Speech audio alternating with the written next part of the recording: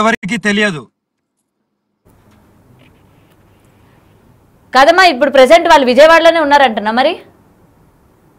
అదే అదే నాకు నాకు ఇంకా ఇంకా సమాచారం రాలే. అక్కడ దిగిన తర్వాత నాకు సమాచారం వచ్చింది. అంటే ఎక్కడ ఏమైనా హోటల్లో పెట్టడం కానీ, హోటల్లో ఏమైనా పెట్టాడా? హోటల్లో పెట్టాల్సిన అవసరమే ఉంది. అంత ఇల్లు ఉన్నది. పోలీసులకు ఫస్ట్ అప్పచెప్పాలి కదా. పోలీసుల దగ్గర అప్పచెప్పి పోలీసులకు చెప్పి అప్పుడు ఇంటికి చేరదీయాలి. ఇవన్నీ లేకుండా హోటల్లో పెట్టాల్సిన అవసరం ఏముంది? అయితే అమ్మ ప్రెసెంట్ అవును. ఇక ఇప్పుడు వర్షిణి వాళ్ళ అమ్మ నాన్న అంటే ఇప్పటి వరకు అమ్మాయి రాలేదు కదా, మన వాళ్ళు కూడా అక్కడికి వెళ్ళి మాట్లాడారు విష్ణు పైన అనుమానాలు ఉన్నాయి అని చెప్పి. ఒకసారి వాళ్ళు బయట విందామా ఏమంటున్నారు ఏంటనేది ఒకసారి వింటారా? కంపల్సరీ అమ్మా, ఇందాం తల్లి. Right right. అయితే వర్షిణి యొక్క పేరెంట్స్ కూడా ఆందోళన వ్యక్తం చేస్తూ ఉన్నారు. విష్ణు పైన వాళ్ళకి అనుమానం ఉంది. విష్ణు అమ్మాయిని తప్పుదోవ పట్టించాడు, లేకపోతే ఎక్కడికి తీసుకెళ్లాడు ఏంటి, ఇప్పటికీ వాళ్ళు ఫోన్లు చేస్తున్నా సరే అవ్వట్లేదని చెప్తూ ఉన్నారు. ఆ బయట ఒకసారి చూద్దాం. మరి ఇద్దరు మగవాళ్ళ మధ్య సేపుగా ఉందని ఏమనుకుంటాం. ఇప్పుడు ఒక అన్నయ్య సొంత అన్నయ్య, ఒక అన్నయ్య పెంచుకున్న అన్నయ్య. ఆ గదుల్లో ఉండటం పిల్లకాడ అన్కంఫర్టబుల్ ఉండేది కదా. లేడీస్ ఉంటేనే బాగుండేది కదా. ఆ రూముల్లో మరి అన్నల మధ్యనైనా పిల్లకి అన్కంఫర్టబుల్ గా, మరి లేడీస్ కి పర్సనల్ విషయాలు ఉంటాయి కదా. 100% విష్ణునే తిప్పుతున్నాడని మేము అనుకుంటున్నాం. అందుకనే ఇప్పుడు వెళ్ళి కంప్లైంట్ ఇస్తామండి. శాస్త్రి గారి దగ్గరికి మా ఆయన కాళ్ళు అరిగిపోయేటట్టు పొద్దున సాయంత్రం తిరుగుతానే ఉన్నాడండి. పాప ఇంకా రాలేదు. వస్తున్న పెద్ద అయినా వస్తున్న లొకేషన్ పెడుతున్నారు. ఈ రోజు వస్తామని రేపు వస్తామని ఆయన చెబుతున్నాడండి. ఈ రోజు మేమిద్దరం వెళ్ళి ఎస్ఐ గారికి కంప్లైంట్ పెడతామండి. ఖచ్చితంగా ఇస్తామండి. విష్ణు మా పాపను మాకు ఆయన పూచి లేకుండా మాకు అప్పు చెప్పేసేయాలి. ఆయన బాధ్యత అసలు ఏం అవసరం లేదు మాకు. మా ఆయన అసలు అన్నం తింటలేదండి. మా ఆయన ఇందాక పడిపోతే మాకు భయం వేసిందండి. 108 ఫోన్ చేస్తే వాళ్ళు రాలేదు. మా ఆయన మా పిల్లలు లేకపోతే నేను ఉండలేను, పిల్లలు లేకపోతే అన్నం తినలేకపోతున్నానని ఆయన చాలా నీరసపడిపోతున్నాడు. అందువల్ల నేను విష్ణు మీద కంప్లైంట్ పెడతాను అని మా ఆయన అంటున్నాడండి. నాకు కూడా ఆ అబ్బాయి పద్ధతి నచ్చలేదండి. మా పిల్లలు మాకు అప్పు చెప్పేయకుండా అన్నాలు ఉంచుకుని నాటకాలు వేయటం అట్లా రప్పికుండా ఉండటం మాకు కూడా బాధగా ఉందండి. అదే తల్లిదండ్రులు అన్న ప్రేమ మాకు ఎట్లా ఉండేది. 20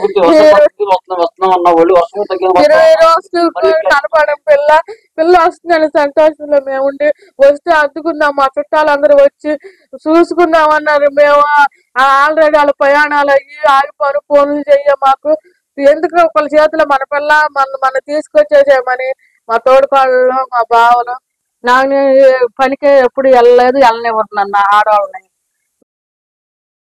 రైట్ అమ్మా, విన్నారు కదా వాళ్ళ తల్లి ఇంతకు ముందు మీరు అమ్మాయిని తీసుకువెళ్ళిపోయారు, తన మీద మాకు ఏం చేస్తుందో ఏంటో అని చెప్పి అనుమానాలు ఉన్నాయని చెప్పిన ఆవిడ ఇప్పుడు విష్ణు పైన అనుమానాలు ఉన్నాయని చెప్పి చెప్తుంది కదా. విన్నారు కదా, ఏమంటారు దీనికి?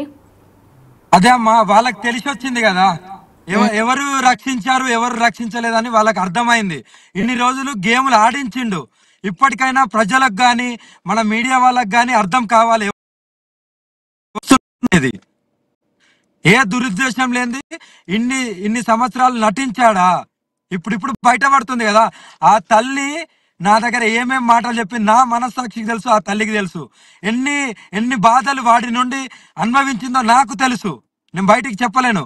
ఆడపిల్లకు జీవితం ఉన్నది, చాలా బాగా. మరి మీ గురించి చెడుగా చెప్పారు కదమ్మా ఆ రోజు, మీరే తీసుకెళ్లిపోయారు, విష్ణు చాలా మంచివాడు, విష్ణు మాత్రమే కాపాడడానికి ప్రయత్నిస్తున్నాడు అని చెప్పినప్పుడు మరి మీరు ఎందుకమ్మా చెప్పట్లేదు అసలు విష్ణు ఎలాంటి వాడు ఏంటి అని చెప్పి? మీరు ఎందుకు మరి బయటికి చెప్పట్లేదు? ఇవాళ అందరూ మీరు తప్పు అనుకున్నారు కదా. నేను అప్పుడు చెప్తే ఎవరు వినే స్టేజ్ లో ఉండరమ్మా. భగవంతుడు ఎప్పుడు గాని ఎవరు తప్పు చేసినా వదిలేడు. అది వాళ్ళకే తెలిసి వస్తుందని నేను వదిలేసిన. ఎందుకు వదిలేయడం జరిగిందంటే ఆమె ఇష్టానుసారంగా వచ్చింది. నేను కిడ్నాప్ చేసిన అన్నారు, ఇంకోటి అన్నారు. కానీ ఆమె ఇష్టానుసారంగా వచ్చింది, హ్యాపీగా ఉన్నది. మళ్ళీ వాళ్ళ అన్నయ్యలు వస్తే తీసుకెళ్ళనని పంపించాను. అంతవరకే నా దగ్గర ఉన్నంత వరకు నేను ప్రొటెక్షన్ చేసిన. కానీ ఇక్కడ అంతా ఏదైతే వాళ్ళు చెప్పారో మీడియాలో వాళ్ళ అమ్మ నాన్న చెప్పినాయి, ఆ విష్ణు చెప్పినాయి, ఖరాఖండిగా నేను చెప్తున్నాను. వాటికి అన్నిటికీ విష్ణు రుజువు చూపించాలి నాకు. నేను ఇప్పుడు చెప్తున్నాగా, మన బిగ్ టీవీ తరపున నేను వదిలిపెట్టను. ఈ 15 రోజులు నేను పర్యటిస్తున్నాను జ్యోతిర్లింగాలు. ఈ అయిపోయిన తర్వాత నేను వస్తాను. పోలీసుల సమక్షంలోనే ఏవైతే ఎలిగేషన్స్ వేశారో ఎక్కడైతే ఏమేమి ఎలిగేషన్స్ వేశారో, ఎన్ని అక్రమ, నాకు ఎక్కడెక్కడ బిల్డింగ్లు ఉన్నాయి, ఎక్కడ ఆస్తులు ఉన్నాయి, నేను ఎవరి దగ్గరికి వెళ్ళి ఎంత తీసుకున్నా, నేను బ్యాంక్ డీటెయిల్స్ ఇవ్వడానికి సిద్ధం, నా ఫోన్లు ఇవ్వడానికి సిద్ధం, ఇవన్నీ నిరూపించాలి. నాకు వదిలిపెట్టే సమస్య లేదు. లోపు అమ్మాయికి అయినా ఏం ఎన్ని కాకుండా allegations ఏంటి అసలు ఎలాంటి మీరు ఎటువంటి చర్యలు తీసుకోబోతున్నారు? ఈ లోపు మరి మిమ్మల్ని నమ్మి వచ్చిన అమ్మాయి ఇవాళ మిస్సింగ్ అయినట్టు కూడా చెప్తూ ఉన్నారు కదా, మరి మీ వంతు ప్రయత్నం మీరు ఏమైనా చేయాలనుకుంటున్నారా? అమ్మాయి ఎక్కడుంది ఏంటి అని చెప్పి వెతకడం గానీ. అమ్మా నేనేమంటున్నా, నా దగ్గరికి వెళ్ళి వాళ్ళ సొంత అన్న వచ్చి తీసుకెళ్ళిన అంతవరకే అమ్మ. ఆమె వచ్చిన తర్వాత నేను ప్రొటెక్షన్ చేస్తానని మళ్ళీ చెప్పాను. వాళ్ళ కుటుంబ సభ్యుల దగ్గరికి వెళ్ళింది, వాళ్ళు చూసుకోవాలి. ఎందుకంటే లేనిపోని నిందలేసి నన్ను, ఏ నింద కూడా లేని ఒక అఘోరి మాతని నిందల పాలు చేసి, ఒక మనిషి చెప్పిందల్లా వీళ్ళు ఆయన ఆడిచ్చినట్టు ఆడారు కదా, ఇప్పుడు వాళ్ళే అనుభవించని అయితే అనుభవిస్తారు కదమ్మా. కర్మ ఆ అనేది ఎవరిని వదిలిపెట్టదు, కర్మ అనేది ఎవరిని వదిలిపెట్టదు, ఇలా తొందరనే కూడా తీర్చుకుంటుంటది. వాళ్ళ నాన్నగారు కూడా మాట్లాడారమ్మా. ఒకసారి వాళ్ళ నాన్నగారు కూడా ఏమన్నారు ఒకసారి విందామా? యా దగ్గర ఉంచమన్నాడండి. నేను ఉంచను పిల్లల్ని, నేను వెళ్ళిపోతాం, మా స్వగ్రామం వెళ్ళిపోతాం, అక్కడ నాకు తోచిన వ్యాపారం చేసుకొని లేకపోతే నాకు ఉన్న భూమి పండించుకొని ఏదైనా చేసుకుంటాను, అంతేగాని నన్ను మమ్మల్ని వదిలేసాయి మా బిడ్డను తీసుకెళ్ళిపోతాను. అవసరమైతే కాలేజీకి అక్కడ నుంచి వాళ్ళ అమ్మ వెంట పెట్టి తీసుకొచ్చి కాలేజీ అయిపోగా మళ్ళీ తీసుకొచ్చిద్ది మన ఇంటికి అనుకున్నాను. నేను 6 నెలలు నేను ఆ పిల్లలకి ట్రీట్మెంట్ ఇప్పించి మంచిగా బాగు చేస్తాను అన్నాడు. ఇప్పుడు ఆ పిల్లలు ఆయన అఘోరి చర్మచ్చి వచ్చింది అనుకుంటే ఆ పిల్లలు ఇప్పుడు ఆయన ఆపాల్సిన అవసరం ఉంది. ఆయన మా బిడ్డలు మాకు అప్పచెప్పొచ్చుగా. నా బిడ్డ వల్ల ఆయన యూజ్ ఏంటి? కృష్ణ గారికి ఆయన యూజ్ ఏంటి? నా బిడ్డ నాకు అప్పచెప్పొచ్చు కదా. నా బిడ్డ ఎందుకు అవుతున్నాడు తీసుకురాకుండా? నేను పోలీస్ స్టేషన్కి వెళ్తే ఎస్ఐ గారు ఏమన్నారు, పెద్ద నువ్వు బాధపడవా, వస్తారు ఇప్పుడు గంటలో వచ్చేస్తారులే, విజయవాడ వచ్చారు కదా అని ఎస్ఐ గారు అన్నారు. అమ్మాయి చెప్పు ఉందండి, ఇందాక నాతో మాట్లాడింది అమ్మాయి. ఇంతకుముందు 30 గంటల క్రితం నాతో మాట్లాడింది.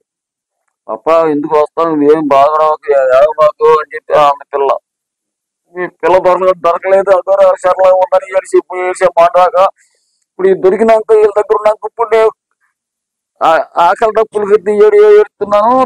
కాబట్టి క్లాస్ వేసుకెళ్ళబోతున్నా. అంటే ఎలాగదండి మీ అంటే ఎందుకు ఎక్కడున్నారంటే ఏమని చెప్తారు? హైదరాబాద్ లో ఉండమంటున్నారు, విజయవాడ వచ్చిన వెళ్ళి అంటున్నాడు. ఎందుకు కావాలని అవుతుంది? ఆ విష్ణు కావాలని అభిప్రాయం అనిపిస్తుంది. ఎందుకంటే నేను 6 నెలల్లో నాకు వదిలేసి అంటే రేపు నేను ఒప్పుకోలేదు కదా. వద్దు తల్లిదండ్రులకి మేము బతికే ఉన్నాము, నాకు చాలా మందితో. ఎందుకంటే మా తల్లిదండ్రులకి మేము 8 మంది అంటాను, 4 ఆడపిల్లలు 4 మగపిల్లలు. ఏం చేస్తారంటే 6 నెలలు అతను ట్రీట్మెంట్ చేయించుకుని అమ్మాయిని బాగు చేయించి, ఎందుకు చిన్నప్పటి నుంచి నాతో ఉంది కాబట్టి బాగు చేయించి నీకు అప్పచెప్తాను అంటున్నాడు. నానా మీడియాలో వచ్చి ఎవరు మీడియాలో వచ్చిన అన్నయ్య మాట్లాడుతూ అంటున్నాడు, మాట్లాడబోకండి అన్నయ్య గురించి చెప్పకండి అని చెప్పి అంటున్నాడు మా బాబు. నేను విష్ణుది నేను అసభ్యంగా మాట్లాడినా, ఎంతమంది ఏం చెప్పాను నేను? విష్ణు అంటే మేమంటే విష్ణు అన్నట్టుగా ఉంది. మంగళ టౌన్ లో నా కూతురు అన్నకంటే వాడు విష్ణు చెల్లి అని చెప్పి తెలిసేది అందరికీ, అందులో పదం అన్నా. కూడా విజయవాడ తీసుకొచ్చి నాకు అప్పచెప్పకుండా మరి వెనక్కి తీసుకెళ్తున్నారు. ఎస్ఐ గారు ఏమో వచ్చేస్తుంది పెద్ద, నువ్వు బాధపడవాక, విజయవాడ వచ్చారు, 1 గంటన్నర వచ్చేస్తారు అని చెప్పి అన్నాడు ఎస్ఐ గారు. అది మేము చేపిస్తామండి. తల్లిదండ్రులుగా మాకు ఉన్న బాధ్యత. పిల్లల ఆరోగ్యం ఉందండి, స్తోమతండి. మనిషి మాట్లాడేది కదా, స్తోమత ఉందండి. అంత పిల్లల ఆరోగ్యం చూపించుకొని ఆర్థిక స్తోమం లేకుండా లేము.